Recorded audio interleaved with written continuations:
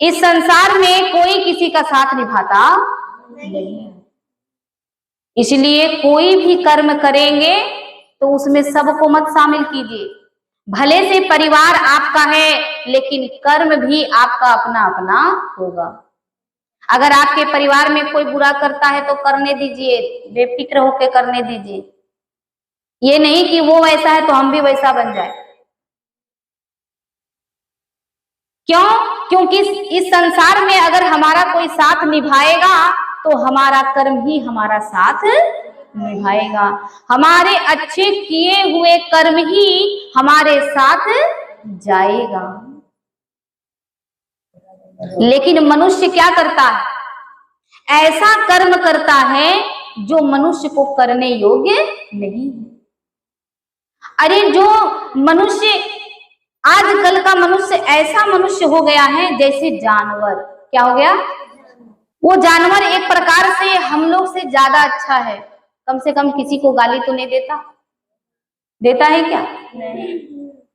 वो जानवर कम से कम किसी को दुख तकलीफ तो नहीं देता है।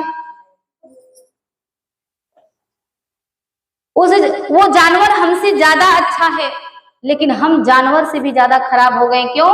क्योंकि हम जानवर तक को नहीं छोड़ते, जानवर को भी मार करके।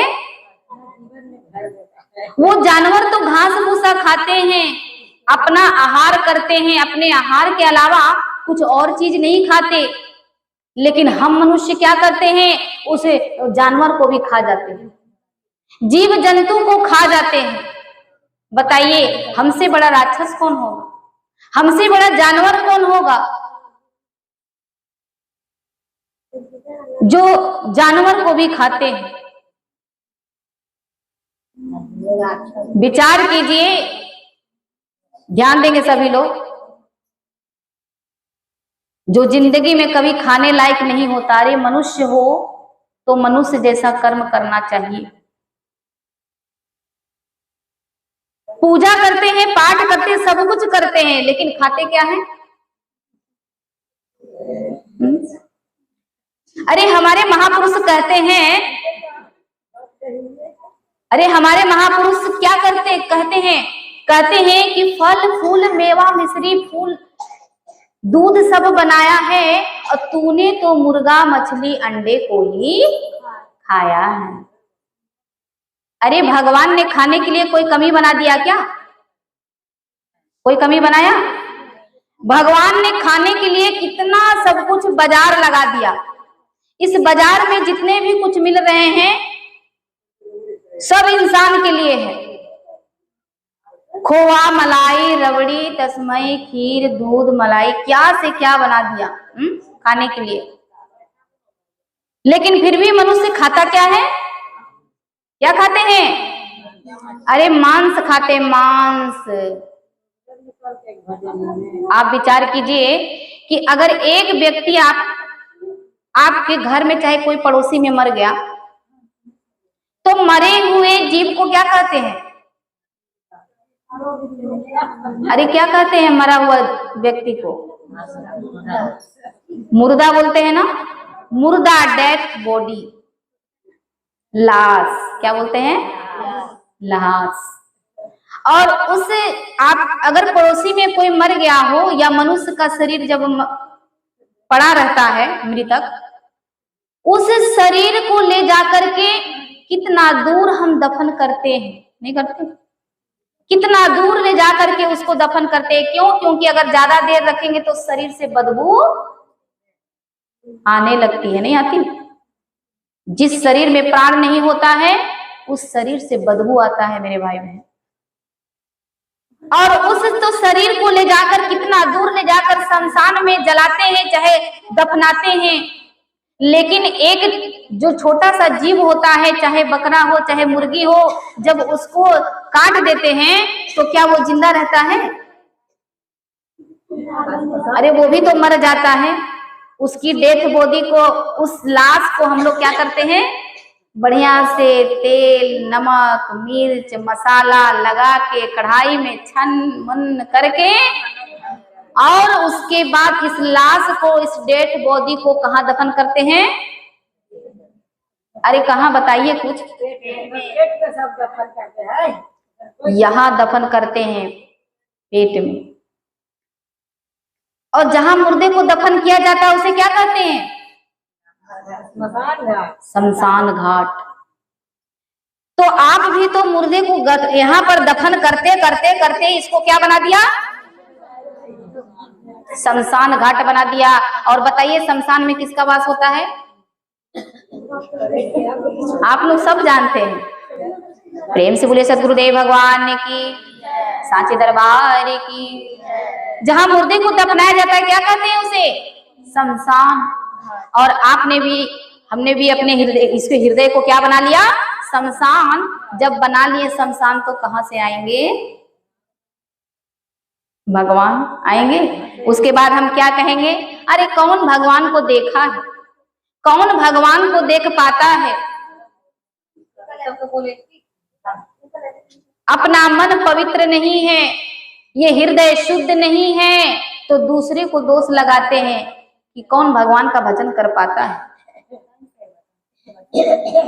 अरे जब शमशान बना दिए तो भगवान क्या खाक बैठेंगे इसमें?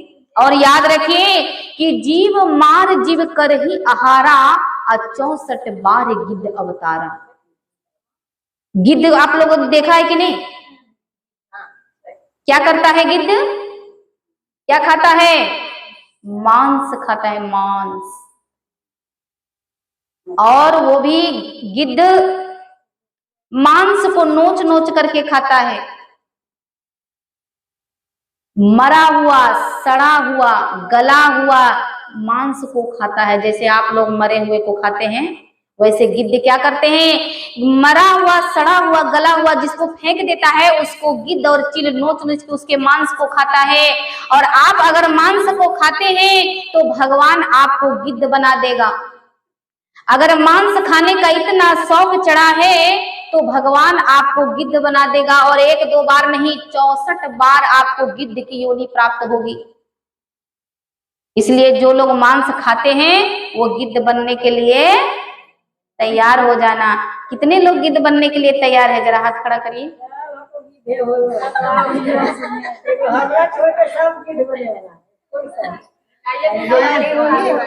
ऐसा लगता है कि सब यहाँ जितने लोग बैठे सब गिद्ध बनने वाले हैं क्या?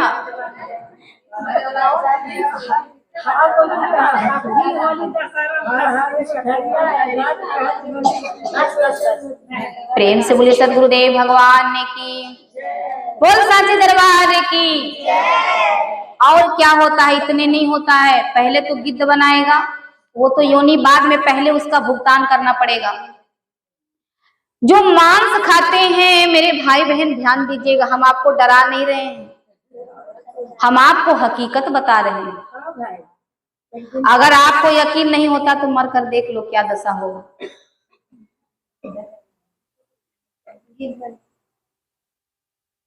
आप जिस तरह से उसके मांस को टुकड़े टुकड़े करके कढ़ाई में भूनते हो ना, ऐसे आपको वहां पर जिंदा कढ़ाई में भूना जाएगा। यहां से जब जाओगे इस धरती से विदा होकर के, तो क्या भगवान के यहाँ चले जाओगे डायरेक्ट? अरे भगवान के पास जाने के लिए कर्म करना पड़ता है। सीधे नरक जाएंगे और उस नरक में ऐसा ऐसा भुगतान करना पड़ेगा जिसका आपने कभी कल्पना भी नहीं किया होगा। एक इंसान किसी को गाली देता है ना, तो गाली का भुगतान करना पड़ेगा। और यहाँ तो मांस खा रहे हैं, जीव हत्या करके खा रहे हैं। अरे भगवान ने सुंदर दांत दिया है, कुछ अच्छा भोजन खाया करो। संसार में कितना कुछ खाने के लिए है जिसको आप कभी देखे भी नहीं होंगे। इतना सुंदर सुंदर चीज परमात्मा ने बनाया हमारे लिए, लेकिन हम क्या करते हैं? मांस का भक्षण करते हैं। अरे गिद्ध चिल कौआ बन गए हैं, इसलिए ज्यादा गिद्ध चिल इधर दिखाई नहीं देता होगा। क्यों? क्योंकि भगवान सोचते जब मनुष्य ही गिद्ध चिल बन गया है, इसलिए कौआ गिद्ध चिल को गायब कर दिए।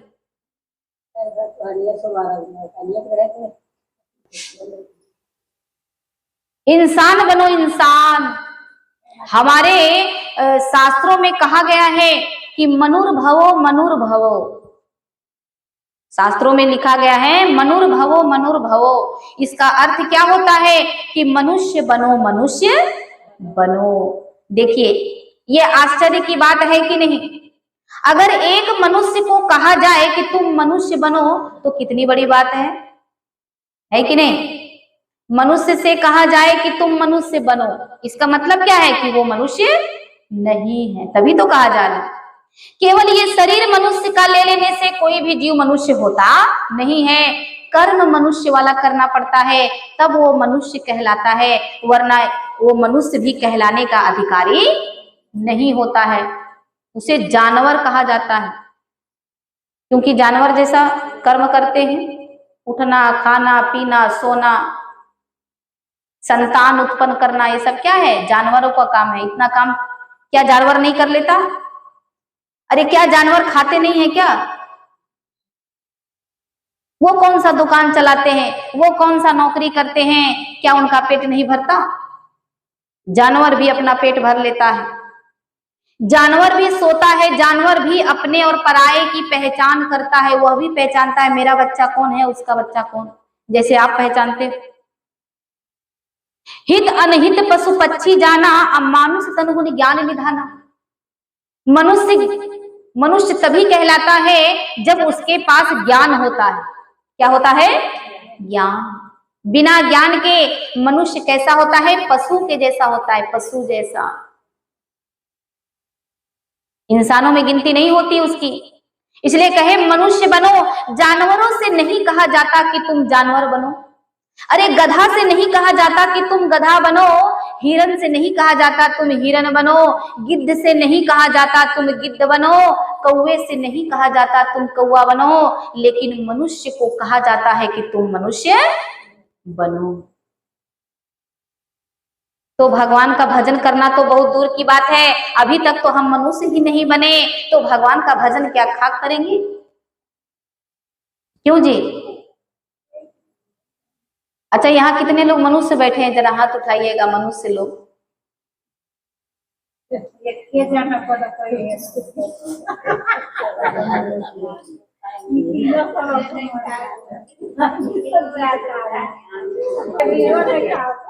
प्रेम से बोले सद्गुरुदेव भगवान की, साचे दरबार की जय।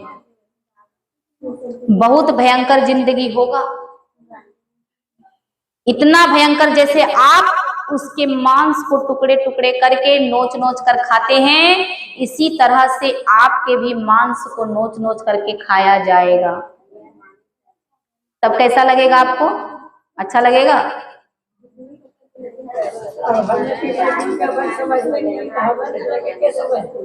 जब आप किसी के दुख नहीं समझ रहे हैं तो आपका भी कोई समझने के लिए नहीं बैठा है।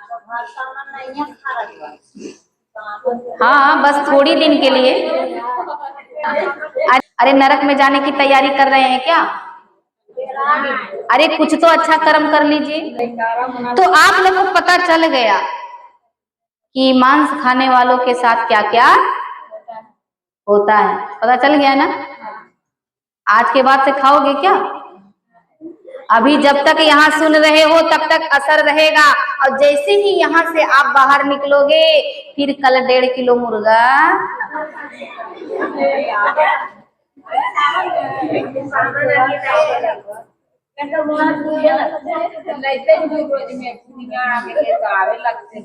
अरे यहाँ से निकलते जैसे ही सावन खत्म होगा, अरे बहुत दिन हो गया, आज लाओ 3 किलो बनेगा। सब दिन के बदला एक के दिन बना लेते हैं 5 किलो। पूरा सावन का हिसाब किताब बाद में निकाल लेते हैं, नहीं? क्यों जी? यही हमारी पूजा है, नहीं है कि 1 महीना एकदम बोले बम और एकदम 11 महीना तक तौले कम। आयो जय मैया जय दुर्गे, 2 पाउच 1 मुर्गे ना, हरे हरे और बकरी मुर्गा घरे घरे। यही होता है पूरा सावन तक।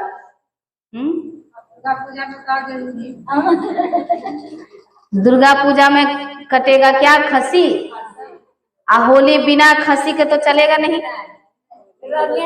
देखिए, जब भगवान की दया हो जाती है तभी सत्संग मिलता है, समझ लीजिए। जब कोई संत मिल जाए और भगवान की चर्चा मिल जाए और ज्ञान वाली बातें जब दिमाग में घुस जाए तो समझ लेना कि भगवान हम पर बहुत बड़ी कृपा किए हैं। और नहीं समझोगे क्यों? क्योंकि संत महापुरुष किसी का बुरा चाहते नहीं हैं। वो बार बार समझाते हैं कि अपने जीवन को संभालो, अपने जीवन को सजा लो। क्यों? क्योंकि महापुरुष बार बार जीव को सतर्क करते हैं कि इतना भुगतान तुम्हें करना पड़ेगा, बहुत आपको झेलना पड़ेगा। अगर ये प्राण बिना भजन के निकल गया तो फिर 84 लाख योनियों में आपको भटकना पड़ेगा।